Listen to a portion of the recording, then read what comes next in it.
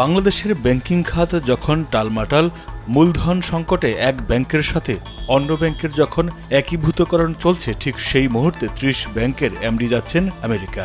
তাদের এই বিদেশ ভ্রমণে খরচও নেহায়েত কম নয়। এই মুহূর্তে দেশের সরকারি বেসরকারি খাতের ৩০টি ব্যাংকের ব্যবস্থাপনা পরিচালকের যুক্তরাষ্ট্র সফর নিয়ে গণমাধ্যম ও সামাজিক যোগাযোগ মাধ্যমে চলছে আলোচনা সমালোচনার ঝড়।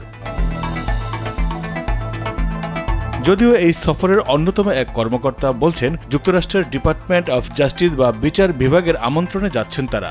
ওই কর্মসূচির শেষে 4টি ব্যাংকের এমডি অফশোর ব্যাংকিং খাতে প্রচারণামূলক অনুষ্ঠানে যোগ দেবেন, যার মাধ্যমে প্রবাসী ব্যাংকিং চ্যানেলে ডলার পাঠানোর বিষয়ে উদ্বুদ্ধ করবেন। যদিও ব্যাংকিং খাতে সুশাসন, কেন্দ্রীয় ব্যাংকের নজরদারি ও ব্যবস্থাপনাগত দক্ষতা উন্নয়ন জরুরি বলে মনে করেন বিশেষজ্ঞরা।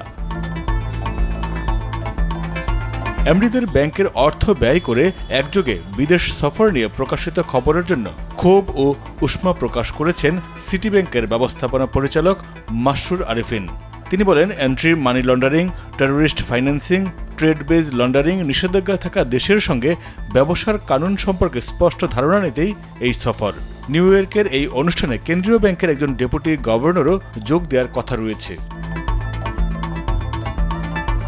যেসব ব্যাংকের এমডি যাচ্ছেন সেসব ব্যাংক সরকারকে 800 মিলিয়ন থেকে $1 বিলিয়ন কর দিয়েছে বলেও মনে করেন তিনি। আর এই সফরের খরচ মাত্র $2.25 লাখ। এমডিদের কয়েকজন ইতিমধ্যেই যুক্তরাষ্ট্রের উদ্দেশ্যে ঢাকা ছেড়েছেন, বাকিরা 2-1 দিনের মধ্যে যাত্রা করবেন। অর্থনীতিবিদ ডক্টর মইনুল ইসলাম এমডিদের দল বেঁধে বিদেশ সফরের তীব্র সমালোচনা করেছেন। এই কাজে এমডিদের দল বেঁধে যাওয়ার প্রয়োজনীয়তা নেই বলেও মনে করেন তিনি। মনে করেন এটি একটি বেড়ানোর আয়োজন।